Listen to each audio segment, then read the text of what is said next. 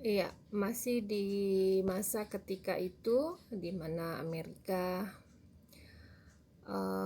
masih dalam kehidupan kapitalis yang sedang segar dan bugar dan muda, naik daun di Amerika dengan pandangan dasar borjuis, lahirlah pandangan pragmatisme dari John Dewey. John Dewey ini berangkat dari pandangan borjuis dan menjelaskan bahwa kebenaran adalah manfaat atau hasil atau manfaat faedah. Jadi segala sesuatu itu dikatakan kebenaran ketika kita lihat dari sisi faedah atau manfaatnya. Teman-teman, sampai di sini Lenin mengungkap empiris krisis. Tercatat Marx tu Mao, Karl Marx tu Mao Zedong. Ya, kita lihat sama-sama pandangan dasar atas sosialis komunal dari Karl Marx atau Mao Zedong Vietnam, ya. Nah, dari sini empiris krisis ini Lenin menemukan bahwa pada hakikatnya di balik empirisme itu sebenarnya didasari oleh idealisme. Itulah. Ya, teman-teman bisa kalau penasaran untuk telusuri naskahnya ya. Terakhir dari pemetaan ini adalah fasisme.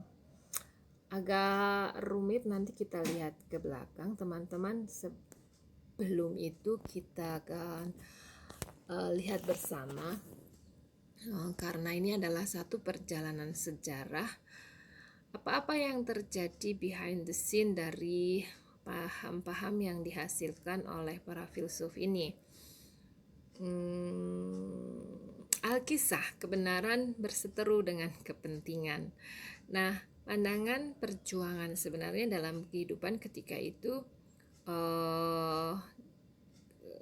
melawan penindasan kapitalisme untuk memperjuangkan kehidupan sosialisme komunal, kesejahteraan bersama, perseteruan, pertentangan antara kelas masyarakat proletar dan kapitalis. Ini membawa kepada satu penyamaran atau penyimpangan atas paham antara materialisme dan idealisme. Jadi Karl Marx dengan gagasannya esensi kehidupan adalah materialisme, ajaran ini disamarkan sebagai ilmu berdasarkan daya upaya mencari kesenangan hidup tak terbatas oleh musuh proletar, ya. Ini dilakukan, bisa dibayangkan perseteruan itu membawa kepada penyesatan atas paham yang memang ada pada dasarnya murni atas suatu kepentingan menjawab realita hidup gitu. Penyamaran ini sangat jauh berbeda dari realita. Kita lihat saja misalnya kehidupan buruh dengan perjuangan keras memenuhi kebutuhan keluarga dengan penuh kasih sayang dan tanggung jawab sebagai kepala rumah tangga menjadi sebuah drama atas suatu kehidupan keluhuran gitu. Tanggung jawab ini adalah satu hal yang menjadi nilai kehidupan luar biasa. Bahkan kalau dibahasakan di kita sekarang, peribadatan yang besar gitu. Saya contohkan aja ketika Nabi Muhammad ya bersama sahabat itu pulang dari perang, dan pasukan ini ketemu dengan seorang bapak yang sedang memotong kayu, dan Nabi berhenti dan turun dari kudanya hanya untuk bersalaman dan mencium tangan bapak itu, dan mengatakan bahwa ini lihat, bapak ini adalah yang sedang menjalankan ibadah yang sesungguhnya gitu. Dan sebenarnya si bapak ini malu karena nggak ikut perang gitu. Jadi teman-teman, perjuangan mensejahterakan keluarga atas tanggung jawab yang diamanahkan Tuhan ini adalah ibadah. Dan materialisme dengan kehidupannya untuk memperjuangkan sosialisme atas wujud sebenarnya material, itu jauh ternyata dari kehidupan hanya mencari kesenangan. Dan inilah yang coba disamarkan oleh musuh proletar atas materialisme. Sedangkan para kapitalis yang berlabel pemikiran idealis ya, jadi orang-orang pemikir menjunjung tinggi dirinya sendiri sebagai ilmu berdasarkan kesucian tertinggi, lebih memperhatikan berpikir daripada makan gitu ya. Ini upaya-upaya penyamaran yang memang berlaku ketika itu. Atas dasar apa? Kepentingan, dan kepentingan pasti akan bertentangan melawan kebenaran. Bisa dilihat dramanya. Kalau teman-teman kenal bahwa Eagles ini adalah co-kreatornya Karl Marx, teman-teman, drama di balik itu si Eagles ini adalah anak dari keluarga pengusaha kapitalis gitu, dan dia lari untuk mendukung Karl Marx dengan sosialis untuk memperjuangkan kesejahteraan bersama. Ada filmnya, boleh ditonton teman-teman. Dan jika diperiksa lebih dalam, ada semacam ini berlaku di dalam kehidupan kelahiran teori pemikiran filsafat ya. Ini dikatakan pemikir nakal sebenarnya oleh Tan Malaka. Barangkali mungkin oleh kita, jika kita mencermati ya, kita lihat dulu, jangan keburu judgement ya. Yang saya jadi minta maaf memang menuliskan pemikir nakal ya, karena sungguh-sungguh terlalu gitu. Yang kuat di alam ini mengalahkan yang lemah. Ini sangat-sangat berbahaya teman-teman. Kalau saya tadi janjinya tidak akan mengarahkan penilaian, sebenarnya di sini agak susah ya ketika kita bilang bahwa yang kuat di alam ini akan mengalahkan yang lemah. Kita lihat ketika saat itu dia menyatakan gagasannya, si pemikir bilang, jari saya lebih kuat daripada semut itu. Kalau ada kodrat yang bisa mencegah alam menjalankan hukumnya, tolonglah semut ini. Dari sini adalah sesuatu ya, ketika kita meyakini Tuhan dan kodrat ya teman-teman, ketika gagasan ini menancap di benak kita sebagai common sense yang sudah berlaku, ini sangat berbahaya. Di sini sebenarnya ada lagu yang saya tempelin. Yang kuat di alam ini mengalahkan yang lemah. Ini akan coba dihayati oleh teman-teman sendiri saja. Dari sisi yang lebih kuat barangkali adalah upaya pengambilan kekuasaan atas yang lemah. Yang lemah sendiri sebagai sebuah situasi tidak akan merasa mampu untuk memperjuangkan keadilan gitu. Tapi kalau kita lihat lagu kita, maju tak gentar membela yang benar gitu. Boleh dilanjutkan nanti lagunya ya. Nah, di sisi lain untuk menjadi gambaran buat kita saat kapitalisme muda sedang naik dan kukuh di Amerika, ia melahirkan idealisme pragmatis statementnya objective truth oleh John Dewey ya. Tapi diperiksa kembali ketika kita itu mendasarkan segala sesuatu atas manfaat dan hasil atas faedah, yang lainnya tidak menjadi satu kepentingan ketika esensinya adalah faedah untuk itu yang dicapai dari segala sisi jalur maupun cara maupun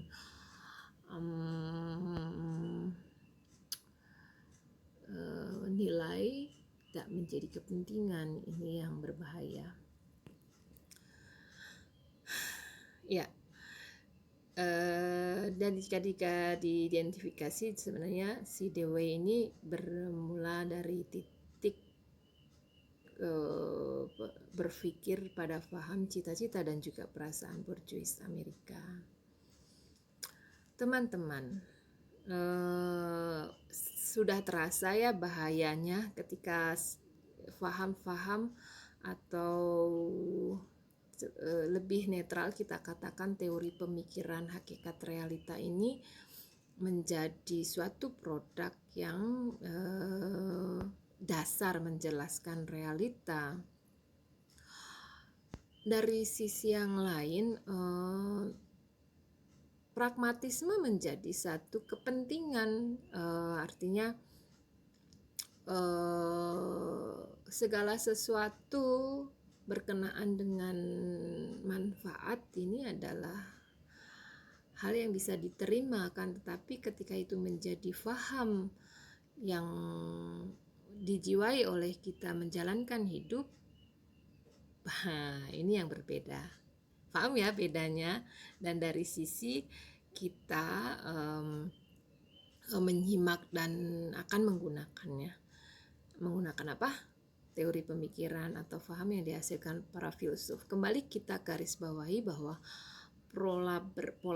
pola kerja dari metafisika untuk produk-produk ini adalah reflektif, sehingga hati-hati karena berkenaan sangat kuat dengan kehidupan pribadi filsuf yang tentunya sesuatu tersendiri.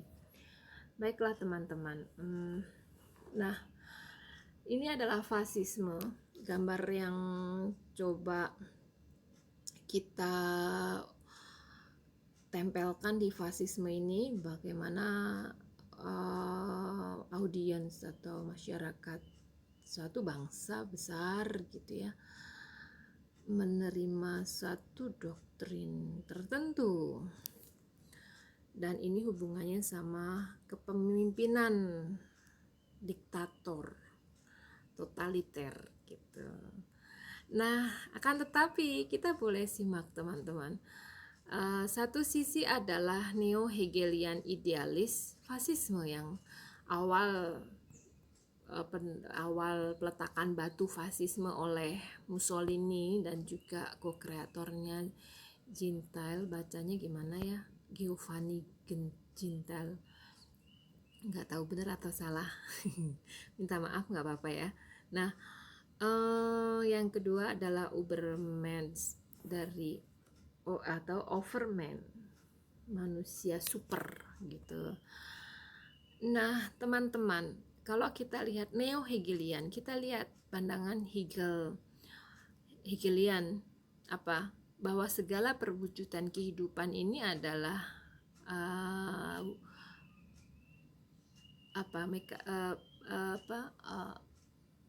perwujudan dari roh absolut, perwujudan Tuhan gitu. Sangat jauh berbeda dengan pandangan siapa kuat, siapa raja. Yang berkuasa adalah Superman yang menganggap dirinya paling kuat sebagai penguasa gitu.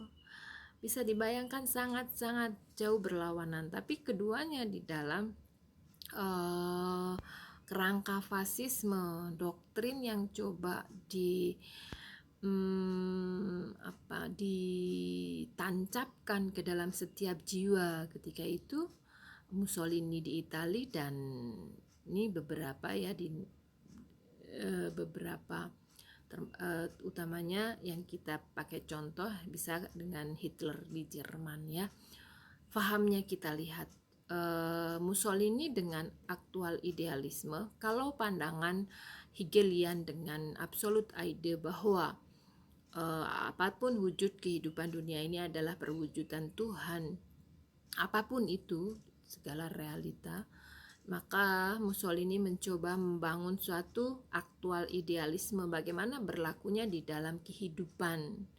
Kehidupan bukan hanya pribadi, ketika itu masyarakat yang menyatu sebagai suatu bangsa, negara.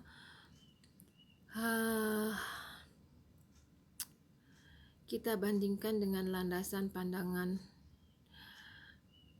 Ubermans ini, Overman, Superman, siapa kuat dan siapa raja.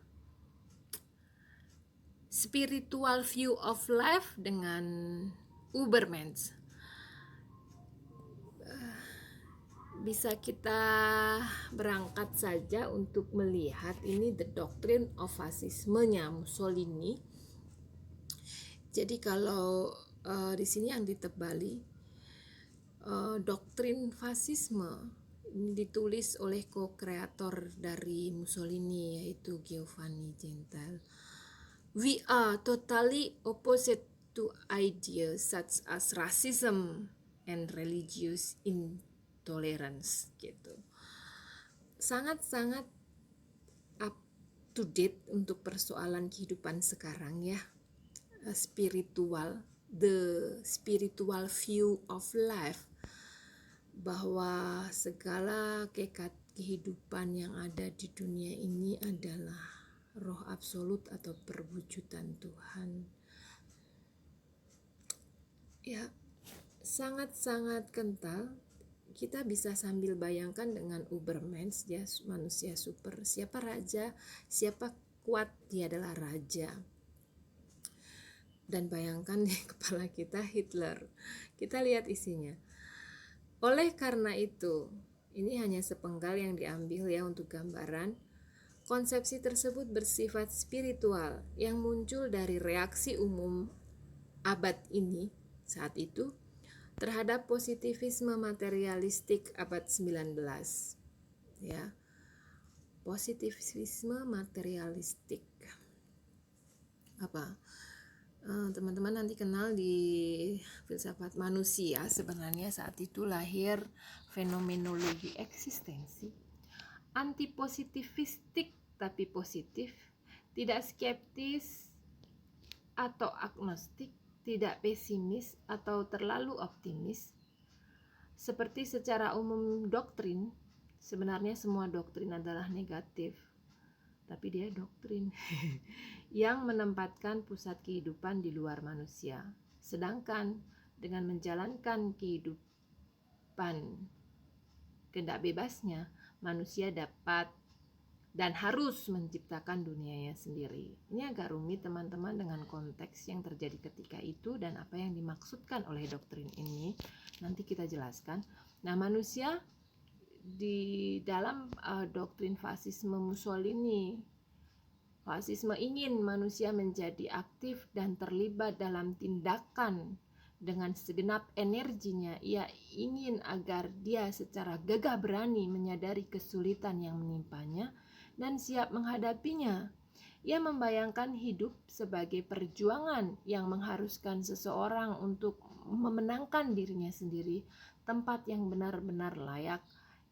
Pertama-tama dengan menyesuaikan dirinya secara fisik, moral, intelektual untuk menjadi alat yang diperlukan untuk memenangkannya. Adapun individu untuk bangsa dan untuk umat manusia. Jadi bukan kepentingan pribadi, sangat jauh. Adapun individu untuk bangsa bahkan untuk umat manusia. Teman-teman boleh simak dulu sebelum lagi-lagi saya masuk, jangan mempengaruhi ya. Kalau jadi dalam kehidupan ini kita berhadapan dengan berbagai persoalan, maka apa yang diperjuangkan oleh fasisme Mussolini ini adalah menjadikan manusia bukan untuk dirinya sendiri, tetapi untuk bangsa dan umat manusia, untuk terlibat dalam tindakan yang sebenarnya dengan penuh energi dan kekuatan memperjuangkan keadilan dan kebenaran itu. Nah, anti positivisme sebenarnya teman-teman, kenapa anti positivisme? Jadi pandangannya tidak sejalan dengan positivistik.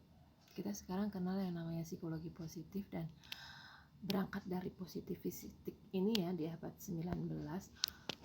Jadi benar-benar menyadari bahwa kehidupan itu tidak begitu.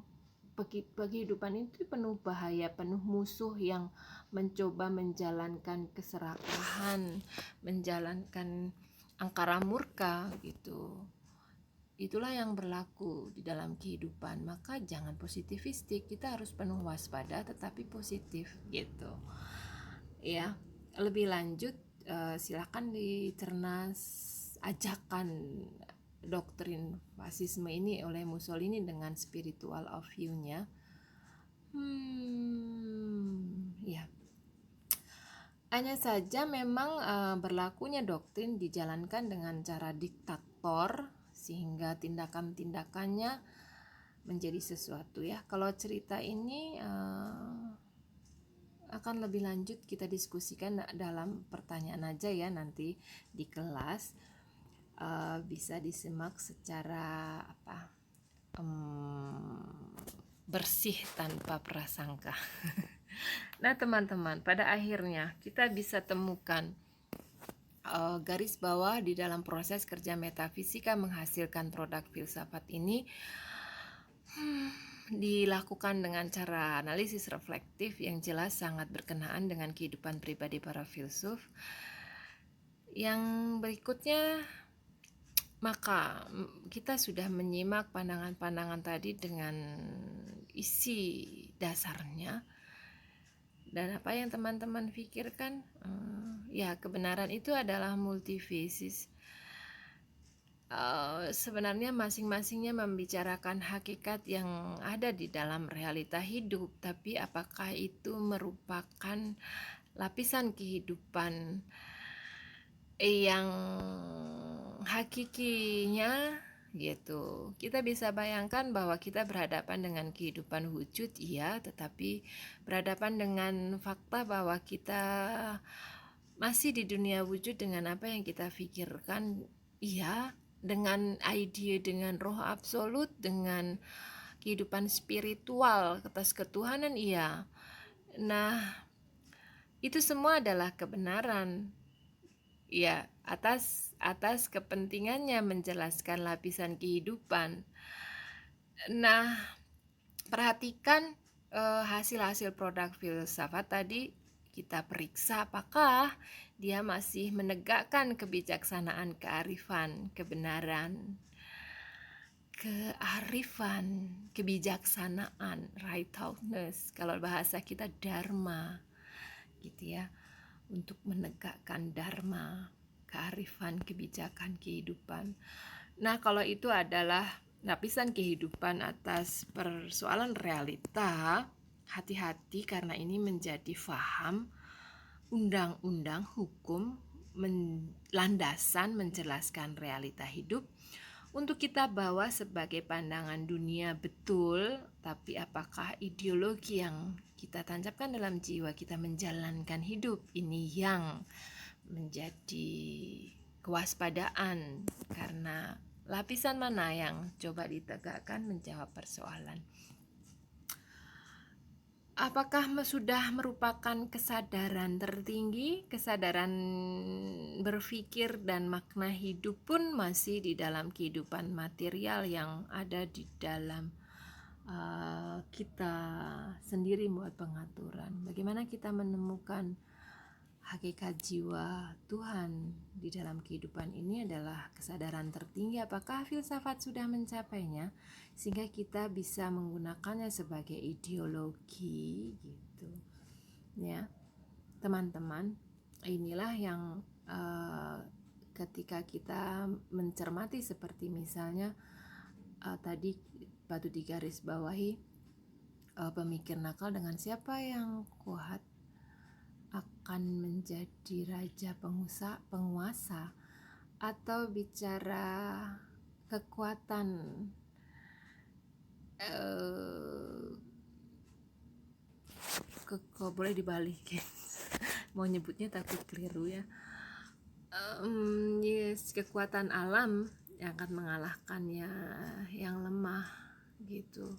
Atau dengan kebenaran satu-satunya adalah manfaat.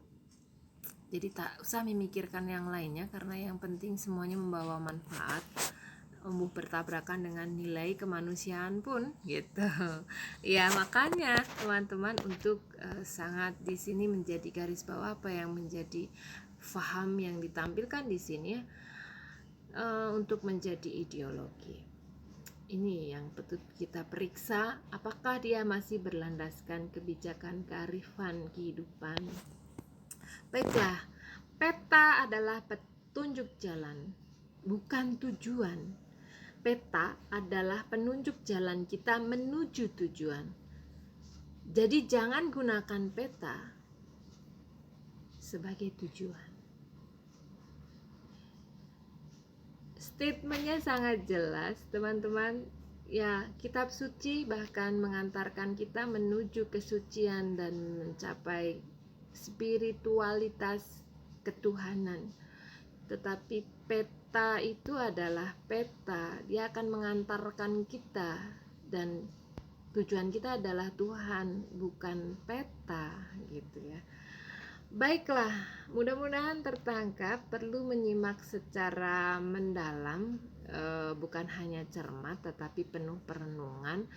Selamat belajar dan semoga berhasil.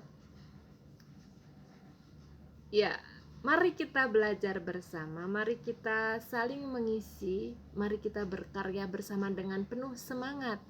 Semoga tidak ada kesalahpahaman di antara kita. Amin.